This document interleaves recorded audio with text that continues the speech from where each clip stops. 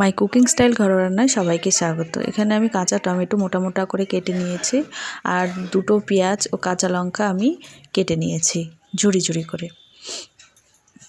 এখানে কড়াইয়ের মধ্যে আমি দিয়ে দিলাম সর্ষের তেল। তেলটা ভালো করে গরম হয়ে আসলেই তার মধ্যে কোনো রকম ফোড়ন আমি দেব না, আমি এর মধ্যেই দিয়ে দেব সে আগে থেকে কেটে রাখা কাঁচা টমেটোগুলো।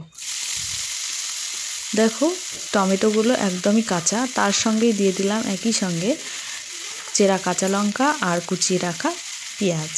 এর মধ্যে আমি দিয়ে দেব এখন স্বাদ মতো লবণ, পরিমাণ মতো হলুদ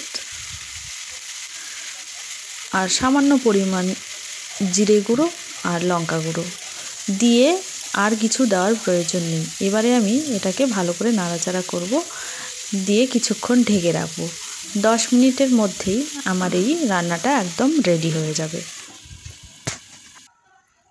শীতকালে টমেটোটা একটু বেশি ভালো লাগে, সারা বছরই পাওয়া যায়, তবে এই টাইমটাতে বেশি ভালো লাগে। যারা টক খেতে পছন্দ করে তাদের তো ভালো লাগবেই, যারা টক খেতে পছন্দ করে না এর মধ্যে সামান্য পরিমাণ চিনি দিয়ে দেবে।